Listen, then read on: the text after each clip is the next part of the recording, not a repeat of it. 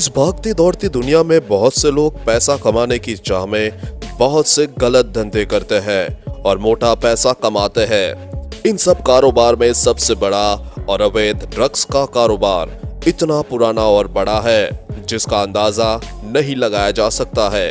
ऐसे कई drugs mafia है जिन पर पूरी दुनिया में ड्रग्स बिजनेस चलाने के आरोप लगे हैं, लेकिन आज हम आपको दुनिया के मशहूर ड्रग्स माफिया की कहानी बताएंगे जिन्होंने बिजनेस करने के चक्कर में हजारों लोगों को मौत के घाट उतार दिया। तो नंबर 5 पर है पाब्लो एमलियो एस्कोबार गैविरिया। पाब्लो एस्कोबार को पूरी दुनिया में किंग ऑफ कोकेन के नाम से जाना जाता था। पाब्लो के पास पैसों का अथाह भंडार था। इतना ही नहीं, पाब्लो को मारने के लिए दुश्मनों ने 16 अरब रुपए खर्च कर दिए थे। 2 दिसंबर 1993 को पाब्लो एस्कोबार को कोलंबिया पुलिस ने मार गिराया था, लेकिन मौत से पहले उसने पुलिस और सैनिकों को खूब छकाया था। पाब्लो ने कोलंबिया में भीषण आतंक मचा रखा था। कार उड़ाना या किसी बड़े नेता की जान लेना उसके लिए मामूली बात हो गई थी। उसका सपना था कि वो कोलंबिया का राष्ट्रपति बने। 1970 के दशक में पाब्लो कोकेन के अवैध कारोबार में आया था और माफिया के साथ मिलकर मेडलिन कार्टेल बनाया था।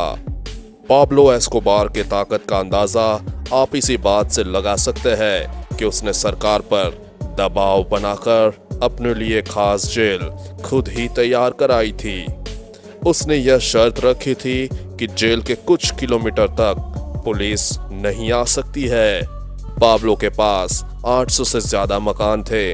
कोकेन से उसकी कमाई इतनी अधिक थी कि फोर्ब्स मैगजीन ने उसे दुनिया के 10 सबसे धनवान लोगों में शामिल किया था।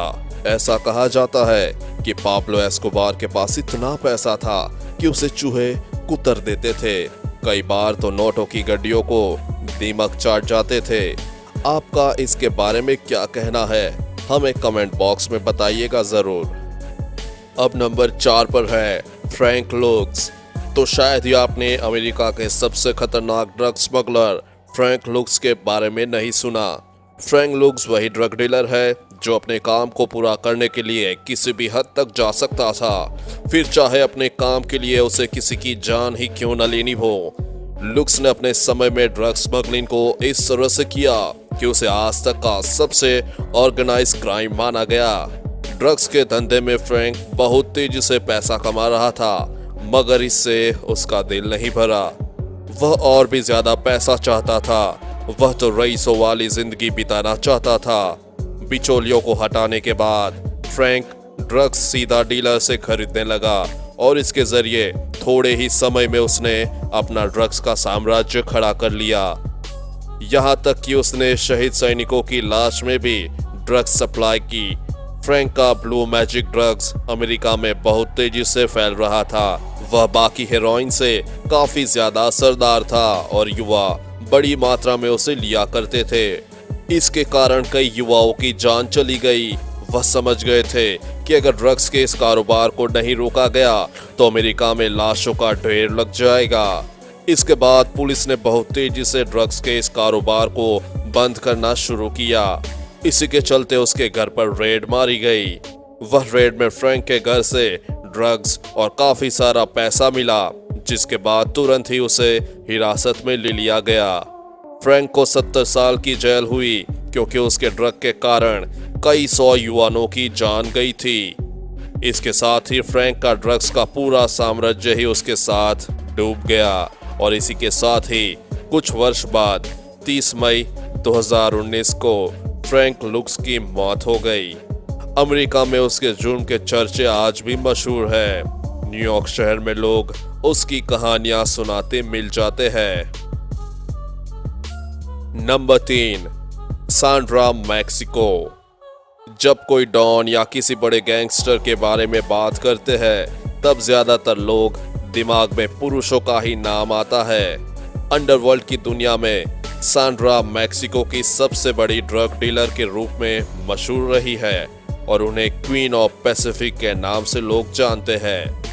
11 अक्टूबर 1960 को पैदा हुई सैंड्रा का माफिया पे इतना राज चलता था कि एक वक्त में वो मैक्सिको की सबसे अमीर महिला रही थी। सांड्रा की 2 बार शादी हुई और ऐसा कहा जाता है कि सांड्रा के दोनों पति एक्स पुलिस वाले थे, पर बाद में वो ड्रग माफिया बन गए। सांड्रा के दोनों पतियों की हत्या भी हो गई और ऐसा माना जाता है कि सांड्रा ने ही अपने दोनों पतियों की हत्या करवाई थी। इसके साथ ही सांड्रा ने मैक्सिको का ड्रग्स का एक बड़ा साम्राज्य खड़ा किया। आप इस सबसे हॉट और खतरनाक महिला डॉन के बारे में क्या कहना चाहेंगे? हमें कमेंट करके जरूर बताइएगा। नंबर 2 पर है अल चैपो। द गॉडफादर के नाम से चर्चित अल चैपो और ड्रग की दुनिया पर राज करने वाले मैक्सिको पर अपना राज जमा लिया। अल चैपो के बारे में बताया जाता है कि अल चैपो ने द गॉडफादर के नाम के चर्चित मिगेल एंजेल फेलिक्स गैलार्डो को अपना गुरु बनाया था। उसी से तस्करी के बारे में जानकारी हासिल की थी। 1980 के दशक में मैक्सिको के प्रभावशाली सिनालोआ ड्रग कार्टेल समूह का प्रमुख बना गया। इसी के साथ यह समूह अमेरिका में सबसे ज्यादा मात्रा में ड्रग सप्लाई करने वाला माफिया भी बन गया।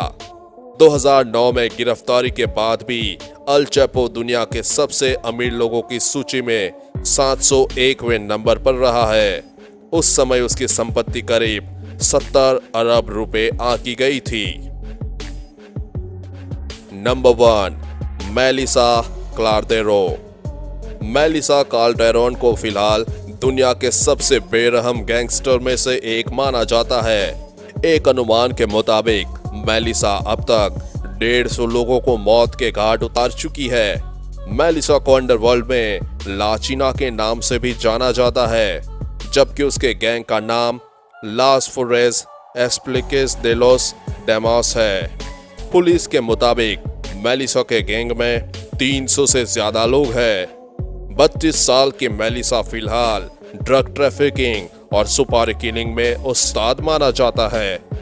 20 सितंबर 2015 को मैक्सिकन पुलिस ने एंटी ड्रग मूवमेंट के तहत मेलिसा को गिरफ्तार कर लिया था और वो फिलहाल भी जेल में ही है।